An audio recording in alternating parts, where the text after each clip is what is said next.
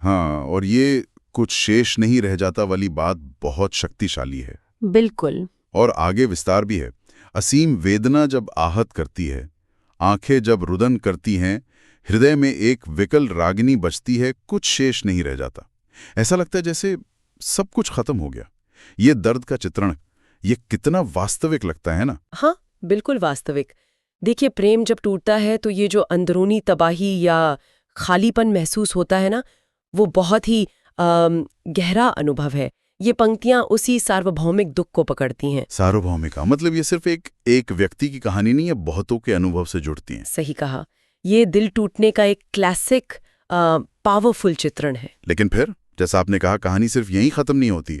कविता एक मोड़ लेती है। इस गहरे दर्द के बीच भी एक कोशिश नजर आती है प्रेम को बचाने की। हाँ। परंतु मैंने प्रेम रूपी पौधे को तुम्हारी दी हुई सुखद स्मृतियों के जल से सींचा। ये रूपक कितना सुंदर है। बहुत ज्यादा। ये दिखाता है कि वो निष्क्रिय होकर सिर्फ दुख नहीं झेल रही हैं, वो कुछ कर रही हैं। हाँ, सक्रियता है। और आगे कहती हैं, मैंने अपना प्रेम मुरझाने नहीं दिया, रखा मैंने सब कुछ सहेज कर, जैसे रखता हूं कोई जेवर संभाल कर। बिल्कुल।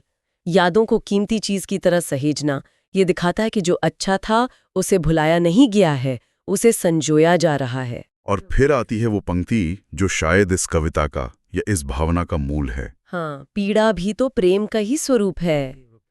ये बहुत बहुत गहरा विचार है ना?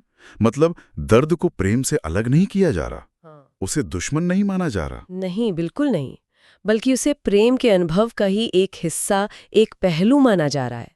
ये एक तरह की स्वीकृति है। और इस स्वीकृति के साथ प्रेम को जिंदा रखने का तरीका भी बताया गया है।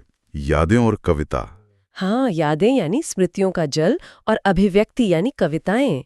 ये मानवीय भावनाओं की जो रेजिलियंस होती है, जो लचीलापन होता है, उसे दिखाता है। और कला की शक्ति को भी, कि वो कैसे दुख को बदल सकती है। सही। तो इस सब का निचोड़ क्या है?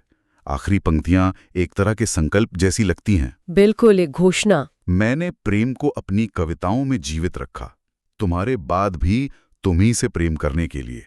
मतलब प्रियजन नहीं है, लेकिन प्रेम जारी है कविताओं के जरिए। हाँ, और ये सिर्फ याद करना भर नहीं है, ये एक सक्रिय चुनाव है उसी व्यक्ति से प्रेम करते रहने का, भले ही माध्यम अब कविता हो। तो मुख्य संदेश क्या हुआ कि प्रेम जुदाई से परे है। हाँ, वो जुदाई से, अनुपस्थिति से भी परे टिक सकता है। वो यादों से, रचनात्मकता से पोषण पाता है, और यहाँ तक कि दर्द को भी अपने में समेट लेता है। ये एक बहुत ही गहरा, लगभग आध्यात्मिक समर्पण है। ये समझना वाकई दिलचस्प है, कैसे इंसान दर्द से गुजर कर भी प्रेम को एक नए रूप में सहेज सकता है। बिल्कुल। शुरुआत होती है गहन पीड़ा और शून्यता से, और अंत होता है प्रेम को कला के माध्यम से अमर बनाने के संकल्प पर। तो हमने देखा कि कैसे ये कविता दर्द के अंधेरे से निकलकर समर्पण की एक रोशनी तक पहुंचती है। हाँ, और ये हमें एक बहुत ही विचारणीय प्रश्न के साथ छोड़ जाती है ना। क्या प्रश्न है? ये जब हम दर्द को इस तरह किसी रचनात्मक काम में, जैसे यहाँ कविता लिखने में बदल देते हैं, तो क्या इससे दर्द का अपना स्वभाव बदल जाता है? हाँ, मतलब क्या कला के जरिए प्रेम को जीवित रखना, उसे अमर बनाना, क्या वो हमें किसी तरह का सुकून या जुड़ाव देता है जो शायद शारीरिक उपस्थिति के बिना मिलना मुश्किल हो? हाँ, बिल्कुल, यही सवाल। क्या ये जुड़ाव का एक अलग ही अनूठा रूप है? ये सोचने वाली बात है।